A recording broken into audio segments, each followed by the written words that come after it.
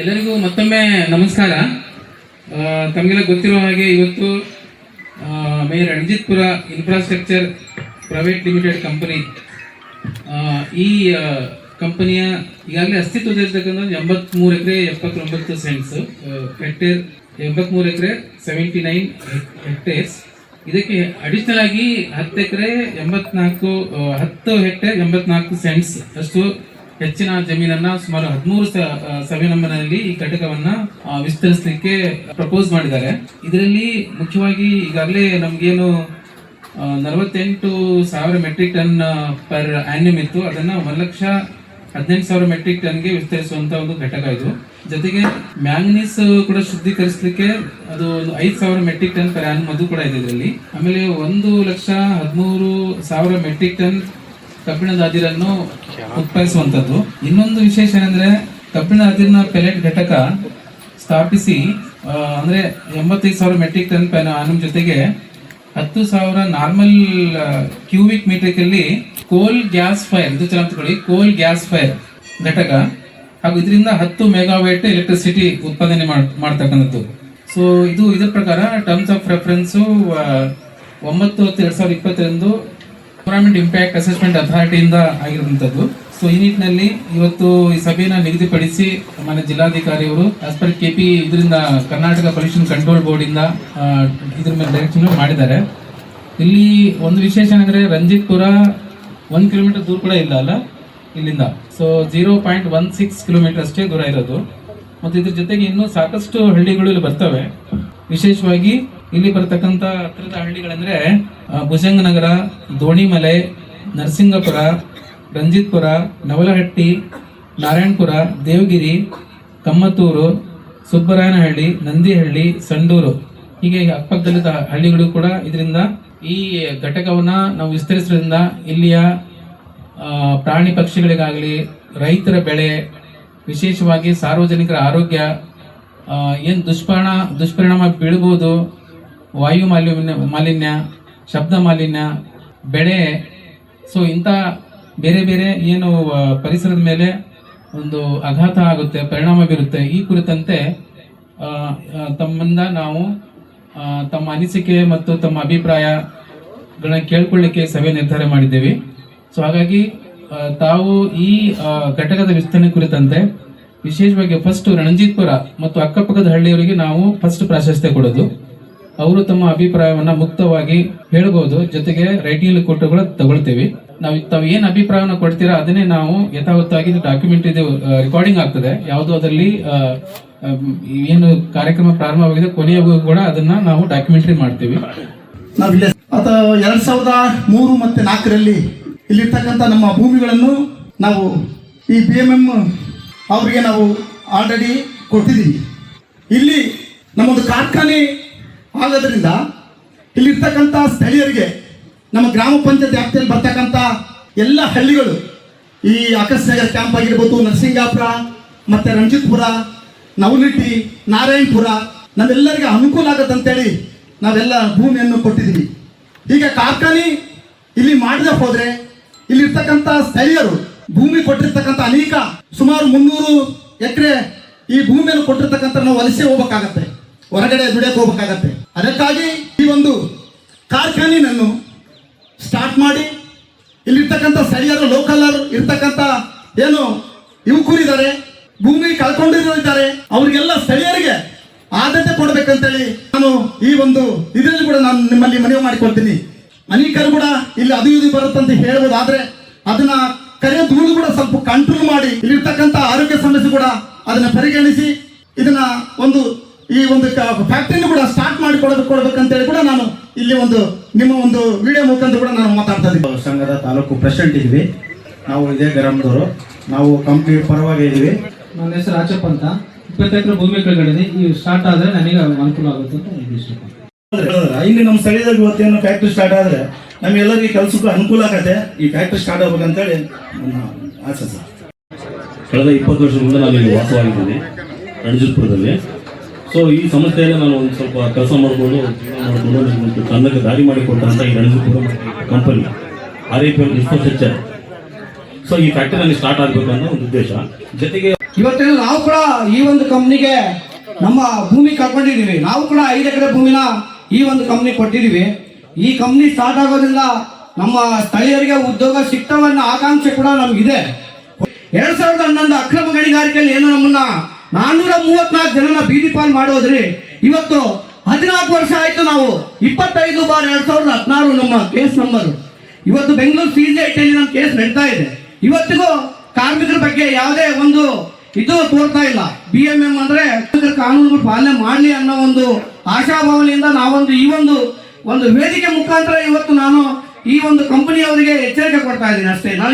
ನಾನು ಕೂಡ ಈ ಒಂದು ಕಾರ್ಖಾನೆ ಸ್ಟಾರ್ಟ್ ಆಗಲಿ, ಪೊಲ್ಯೂಷನ್ ಅಂದ್ರೆ ಏನು ಧೂಳು ಬರ್ತಾ ಇದೆ, ಇವತ್ತೆಲ್ಲ ಒಳ್ಳೊಳ್ಳೆ ಟೆಕ್ನಿಕಲ್ ಬರ್ತಾ ಇದೆ, ಧೂಳು ಕಂಟ್ರೋಲ್ ಮಾಡೋದು ಅದನ್ನೆಲ್ಲ ಉಪಯೋಗಿಸಿ ಇವತ್ತು ಇಲ್ಲಿ ಸುತ್ತಮುತ್ತ ಇರ್ತಕ್ಕಂಥ ಗ್ರಾಮಗಳಿಗೆ ಯಾವುದೇ ರೀತಿಯಿಂದ ಪೊಲ್ಯೂಷನ್ ಆಗದಂಗೆ ಈ ಒಂದು ಕಾರ್ಖಾನೆ ಸ್ಟಾರ್ಟ್ ಮಾಡಿದ್ರೆ ನಮ್ದು ಕೂಡ ನಮ್ಮ ಸಂಘಟನೆಯಿಂದ ನಾವು ಕೂಡ ಈ ಕಂಪ್ನಿ ಪರವಾಗಿ ಇರ್ತೀವಿ ಅಂತ ಅಂದೇಳಿ ಈ ಒಂದು ವೇದಿಕೆ ಮುಖಾಂತರ ನಾವು ಇವತ್ತು ತಿಳಿಸ್ತಾ ಇದ್ದೀವಿ ಎಲ್ಲರಿಗೂ.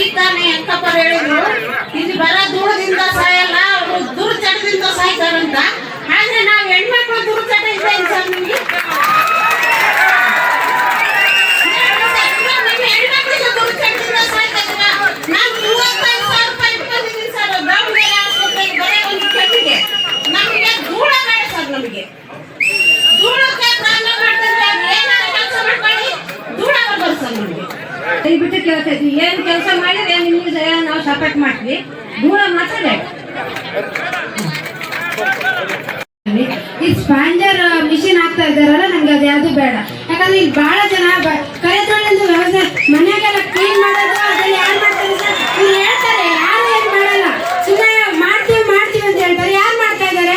ಸುಮ್ಮನೆ ಅವಾಗ ಹಂಗೆ ಹೇಳಿದ್ರು, ಅದ್ರ ಅರ್ಥನೇ ಗೊತ್ತಿದ್ದಿಲ್ಲ. ಇವಾಗ ಗೊತ್ತಿದ್ದು ಅದೇ ಮಿಷಿನ್ ಮತ್ತೆ ಹಾಕ್ಬೇಕಂದ್ರೆ ಹೆಂಗ್ ಸರ್? ಅವಾಗಂತೂ ಗೊತ್ತಿದ್ದಿಲ್ಲ, ಹಾಕ್ಸಿದ್ವಿ.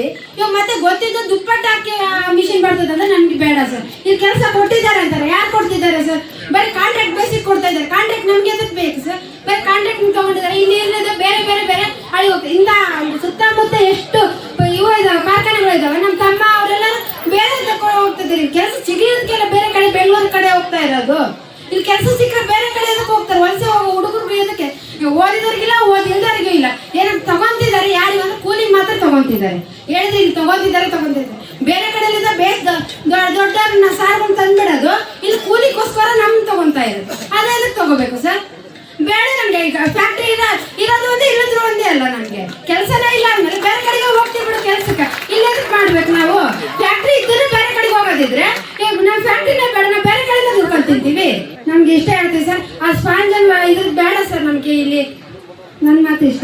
Thank you. 5 ಲಕ್ಷ ರೂಪಾಯಿ ಬೆಳೆ ಬೆಳಿತಿದ್ವಿ, ನಾಶ ಮಾಡಿ ರಾತ್ರಿ ಓಡ್ರು ತೆಪ್ಪಿಸಿ ಇಷ್ಟು ಅನ್ಯಾಯ ಮಾಡಿ ಈ ಫ್ಯಾಕ್ಟ್ರಿ ಚಾಲ ಮಾಡ್ತೀವಿ ಅಂದ್ರೆ ಈ ಫ್ಯಾಕ್ಟ್ರಿನೇ ಬೇಡ ಸರ್. ಇಲ್ಲಿ ಹೆಣ್ಮಕ್ಳು ಇಲ್ಲೇ ಮುತ್ಕೊಂಡು ಓಡಾಕತ್ತಾರ. ಒಬ್ರು ಈ ಅಮ್ಮ ನನ್ನ ಗಂಡನ ಅಟ್ರಾಸಿಟಿ ಕೇಸ್ ಹಾಕಿ ಒಳ ಮುಚ್ಚಿಟ್ಟು ನನ್ನ ಒಬ್ಬಳ ನನ್ನ ಮಗನ ಕರ್ಕೊಂಡು ಜೀವನ ಮಾಡಿದ್ರು. ಸೀರೆ ಒಂದು ತಿಂಗಳು ಸರ್ ಅಷ್ಟಾನ ಮಾಡ್ತೀನಿ ನಾನು.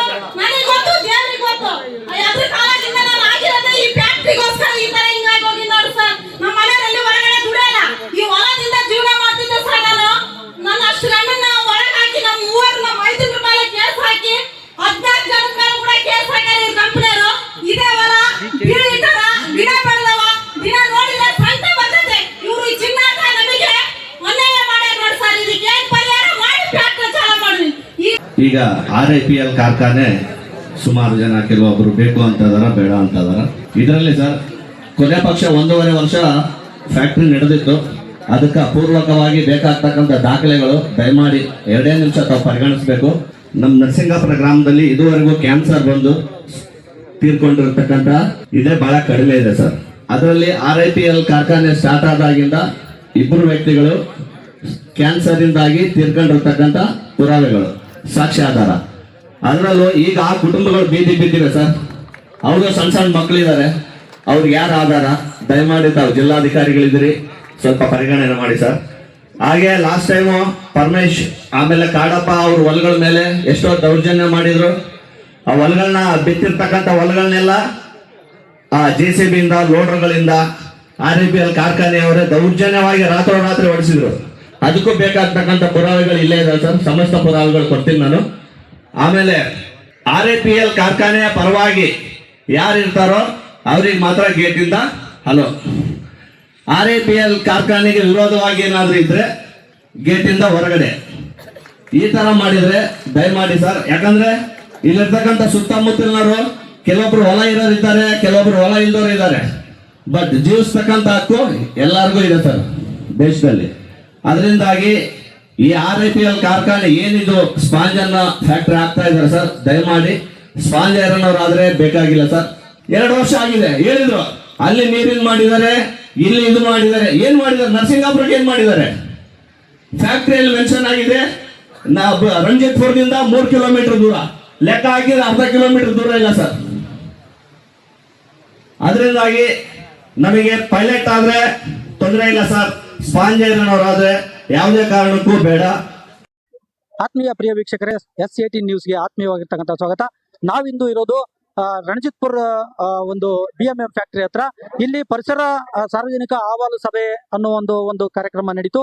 ಈ ಕಾರ್ಯಕ್ರಮದ ಮುಖ್ಯ ಉದ್ದೇಶ ಸ್ಥಳೀಯವಾಗಿ ನಡಿಬೇಕಾಗಿರ್ತಕ್ಕಂಥ ಒಂದು ಫ್ಯಾಕ್ಟರಿಗೆ ಸಾರ್ವಜನಿಕರು ಯಾವ ರೀತಿ ಅಭಿಪ್ರಾಯಗಳನ್ನ ವ್ಯಕ್ತಪಡಿಸ್ತಾ ಇದ್ದಾರೆ ಅನ್ನುವಂತ ಒಂದು ಅಹವಾಲುಗಳನ್ನ ಇವತ್ತು ತೆಗೆದುಕೊಳ್ಳೋದಕ್ಕೋಸ್ಕರ ಜಿಲ್ಲಾಡಳಿತದಿಂದ ಅಧಿಕಾರಿಗಳು ಆಗಮಿಸಿದ್ರು. ಇಲ್ಲಿ ಪರ ವಿರೋಧಗಳ ನಡುವೆ ಇಂದು ನಮ್ಮ ವಿರೋಧ ವ್ಯಕ್ತಪಡಿಸಿರ್ತಕ್ಕಂಥ ರೈತ ಮುಖಂಡರು ಮತ್ತು ಸಾಮಾಜಿಕ ಕಾರ್ಯಕರ್ತರು ನಮ್ಮ ಜೊತೆ ಇದ್ದಾರೆ. ಅವ್ರನ್ನೆಲ್ಲರನ್ನೂ ಮಾತಾಡಿಸ್ತಾ ಹೋಗೋಣ. ಅವರ ಅಭಿಪ್ರಾಯ ಇವತ್ತು ಈ ಫ್ಯಾಕ್ಟರಿಗೆ ಮುಖ್ಯವಾಗಿ ಬೇಕಾಗಿರುತ್ತೆ, ಆ ಉದ್ದೇಶದಿಂದ ಈ ಒಂದು ಸಾರ್ವಜನಿಕ ಅಹವಾಲು ಸಭೆ ಮಾಡಿರ್ತಾರೆ. ಬನ್ನಿ, ನಮ್ಮ ಹತ್ರ ಈಗ ರೈತರಿದ್ದಾರೆ. ಇಲ್ಲಿ ಮಾತಾಡಿಸುವಂತ ಕೆಲಸ ಮಾಡೋಣ. ಭೂಮಿ ಕೊಟ್ಟಿಲ್ಲ ಸರ್ ನಾವು. ಇನ್ನ ನರಸಿಂಗಾಪುರದ ರೈತರು ಇನ್ನ 150 ಜನ ಇದಾರೆ. ಆ ಅಹವಾಲು ಸಿವ್ ಕರ್ಸಕ್ ನೀವು ಕಾರಣಕ್ಕೂ ಸ್ಪಾನ್ಸರ್ ಹಾಕೊಡೋದಲ್ಲ ನಾವು. ತಾವೇನ್ ಹೇಳ್ತೀರಾ ಸರ್? ಇದೇನ್ ಸಭೆಯನ್ನ ಆಯೋಜಿಸಿದ್ರಲ್ಲ, ಇದನ್ನ ಕಂಪ್ಲೀಟ್ ಆಗಿಲ್ಲ, ಇನ್ಕಂಪ್ಲೀಟ್. ಇದನ್ನ ನಾವು ಮಾತಾಡೋಷ್ಟು ಬಹಳಷ್ಟು ಜನ ನಾವು ಸ್ಥಳೀಯರಲ್ಲಿ ಇದೀವಿ. ಆದ್ರೂ ಹೊರಗ್ ನನ್ ಕರ್ಕೊಂಬಂದು ಇಲ್ಲಿ ಮಾತಾಡಿಸಿ ಅವ್ರಿಗೆ ಬೇಕಾದ್ರಿಗೆ ಒಂದೇ ಮೈಕ್ ಕೊಟ್ಟು ಮಾತಾಡಿಸಿ ನೀವು ಈಗ ಸಭೆ ಕಂಪ್ಲೀಟ್ ಮಾಡಿದ್ರಲ್ಲಿ ಯಾವ ರೀತಿ ನ್ಯಾಯ? ಇದಕ್ಕ ನಾವು ಸ್ಪಾನ್ಸರಿ ಸಂಪೂರ್ಣವಾಗಿ ನಮಗೆ ಒಪ್ಪಿಗೆ ಇಲ್ಲ. ವಿರೋಧ ವಿರೋಧ ವಿರೋಧ. ತಮ್ಮ ಹೆಸರೇನು? ಒಪ್ಪಿಗೆ ಇಲ್ಲ. ನಮ್ ಪಪ್ಪಾಪತಿ ರಣಜಿತ್ಪುರ ಸರ್. ಇಲ್ಲಿ 10 ಎಕರೆ ಅಡಿಕೆ ತೋಟ ಐತೆ ಸರ್. ಇದೇನ ಸ್ಪಂಜರನ ಆದ್ರೆ ವಿಷ ಕುಡಿಯೋದ್ರಿಂದ 25 ಲಕ್ಷ ರೂಪಾಯಿ ಖರ್ಚು ಮಾಡಿ ಸರ್. ಇವಾಗ ವಿಷ ಕುಡಿಯೋದ್ರಿಂದ ಇಂಥ ಸ್ಪಂಜರನ ಸ್ಟಾರ್ಟ್ ಮಾಡಿದ್ರೆ ಸರ್. ಇದಾಗಿತ್ತು ವಿರೋಧ ವ್ಯಕ್ತಪಡಿಸಿರುವಂತ ರೈತರ ಆಕ್ರೋಶ. ನಿರಂತರ ಸುದ್ದಿಗಾಗಿ ನೋಡ್ತಾ ಇರಿ S18 ನ್ಯೂಸ್, ಇದು ಸತ್ಯದ ಪರ ಧ್ವನಿ. ನಾನು ಪಂಪಾಪತಿ ಅಂತ ಹೇಳಿ ನರಸಿಂಗಾಪುರ ಗ್ರಾಮದ ಮಾಜಿ ಸದಸ್ಯರು ಗ್ರಾಮ ಪಂಚಾಯತಿ. ಇವತ್ತು 15 ವರ್ಷಗಳಿಂದ ಇಲ್ಲಿ ಭೂಮಿಯನ್ನ ಅವಾಗಲೇ ಮಾರಾಟ ಆಗಿದೆ. ಯಾಕ ಮಾರಾಟ ಮಾಡಿದ್ರೆ ಆಗಿನ ರೈತರಂದ್ರೆ, ಇಲ್ಲಿ ಒಂದು ಬೃಹತ್ತಾದ ಕಾರ್ಖಾನೆ ಬರ್ತದೆ. ಕಾರ್ಖಾನೆ ಬಂದ್ರೆ ನಮ್ಮ ಎಲ್ಲ ಮಕ್ಕಳು ಮರಿಗೆ ಎಲ್ಲರಿಗೆ ನೌಕರಿ ಉದ್ಯೋಗ ಸಿಗುತ್ತೆ ಎಂಬ ದೃಷ್ಟಿಯಿಂದ ಅವತ್ತಿನ ಈ ರಂಜಿತ್ಪುರ ಗ್ರಾಮದಲ್ಲಿ 90% ರೈತರು ಭೂಮಿಯನ್ನು ಮಾರಿದ್ದಾರೆ. ಅದಕ್ಕೋಸ್ಕರ ಇವತ್ತು ಆ ಕಾರ್ಖಾನೆನೂ ಇಲ್ಲ, ಭೂಮಿನೂ ಇಲ್ಲ ಅಂದ್ರೆ ಜನ ಹೆಂಗ್ ಬದುಕ್ತಾರೆ? ಅದಕ್ಕಾಗಿ ಈ ಕಾರ್ಖಾನೆಯನ್ನು ನೀವು ಪ್ರಾರಂಭಿಸಲೇಬೇಕು. ಇಲ್ಲಿರ್ತಕ್ಕಂಥ ಸ್ಥಳೀಯರಿಗೆ ಉದ್ಯೋಗಗಳನ್ನ ಸಿಗ್ತವೆ ಅಂತ ಭಾವನೆಯಿಂದ ಈ ಒಂದು ಕಾರ್ಖಾನೆಯನ್ನು ಪ್ರಾರಂಭಿಸಬೇಕಂತೇಳಿ ನಾನು ಹೇಳ್ತಾ ಇದ್ದೀನಿ ಈ ಸಂದರ್ಭದಲ್ಲಿ. ಸರ್, ಇಡೀ ಬೆಂಗಳೂರಿಗೆ ಗೊತ್ತಿದೆ ಸರ್. ಸಂಡೂರು ಬಳ್ಳಾರಿ ಡಿಸ್ಟಿಕ್ಕು ಗಣಿನಾಡು ಅಂತ. ಆದರೆ ಎಸ್ಪೆಷಲಿ ನಮ್ಮ ಸಂಡೂರು ಗಣಿನಾಡೆ ಸರ್. ಇಲ್ಲಿ ಗಣಿ ಬಿಟ್ಟರೆ ಇನ್ನೇ ಬೇರೆ ಏನಿಲ್ಲ ಸರ್. ಈ ಒಂದು ಫ್ಯಾಕ್ಟ್ರಿ ಆಯ್ತು ಅಂದರೆ ನಮ್ಮ ಸುತ್ತಮುತ್ತ ಹುಡುಗರಿಗೆ ಕೆಲಸನೂ ಸಿಗುತ್ತೆ ಮತ್ತು ಅಭಿವೃದ್ಧಿ ಆಗುತ್ತೆ ಸರ್. ಅದಕ್ಕೋಸ್ಕರ ಈ ಫ್ಯಾಕ್ಟ್ರಿ ಆಗ್ಬೇಕಂತ ನಮ್ಗೆ. ಅವಾಗ ಏನಾಗಿತ್ತಂದ್ರೆ ಟೆಕ್ನಾಲಜಿ ಅಷ್ಟು ಇಂಪ್ರೂವ್ ಇದ್ದಿಲ್ಲ. ಅವಾಗ ಏನಾಗ್ತಿತ್ತು ಅಂದ್ರೆ ಡೈರೆಕ್ಟ್ ಐರನ್ ಓರ್ನ ಮಿಕ್ಸ್ ಮಾಡೋದ್ರಿಂದ ಧೂಳು ಜಾಸ್ತಿ ಬರ್ತಾ ಇತ್ತು. ಇವಾಗ ಪೈಲಟ್ಲಿಂದ ಇದನ್ನ ಸ್ಪಂಜ್ ಮಾಡೋದ್ರಿಂದ ಯಾರಿಗೂ ಧೂಳು ಬರೋದಿಲ್ಲ, 99% ಧೂಳು ಬರೋದಿಲ್ಲ ಅಂತ ಹೇಳಿ ಒಂದು ಆಶ್ವಾಸನೆಯೊಂದಿಗೆ ನಾವು ಕೂಡ ಅದನ್ನ ಎಲ್ಲಾ ಕಡೆಯಿಂದ ತಿಳ್ಕೊಂಡಾಗ ಇದು ಕರೆಕ್ಟ್ ಇದೆ. ಈ ಫ್ಯಾಕ್ಟ್ರಿ, ಇದೇ ಫ್ಯಾಕ್ಟ್ರಿ ಏನಾಗಿದೆ, ಮುಚ್ಚಿದ್ದಾರೆ. ಅಲ್ಲಿ ಯಾಕೆ ಮುಚ್ಚಿದ್ದಾರೆ ಅಂದ್ರೆ ಸರಿಯಾಗಿ ಏನು ಡಸ್ಟ್ ಬರ್ಲಿದಂಗೆ ಮಾಡಿಲ್ಲ, ಮುಚ್ಚಿದ್ದಾರೆ. ಅದನ್ನ EIA ರಿಪೋರ್ಟ್ನಾಗ ಹೇಳಿದ್ರ? ಹೇಳಿಲ್ಲ. ಇವೆಲ್ಲ ತಪ್ಪಿದೆ. ಕಾನೂನು ಈ ಉಲ್ಲಂಘನೆ ಆಗಿದೆ ಸರ್. ಹೌದು, ಸುಮ್ಮನೆ ಸರ್ ಪರಿಸರದ ಬಗ್ಗೆ ಏನು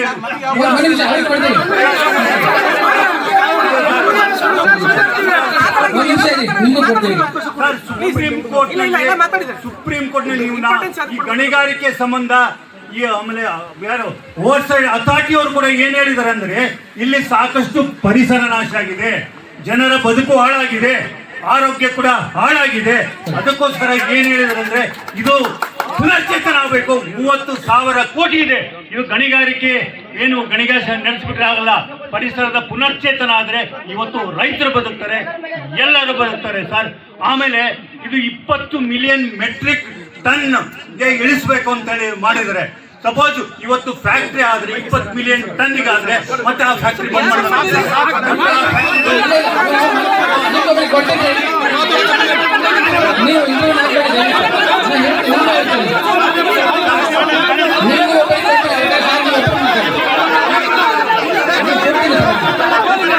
ನಿಮಿಷ ಕೇಳಿ,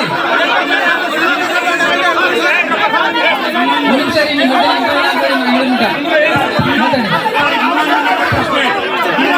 ಒಂದು ನಿಮಿಷ ಪ್ಲೀಸ್.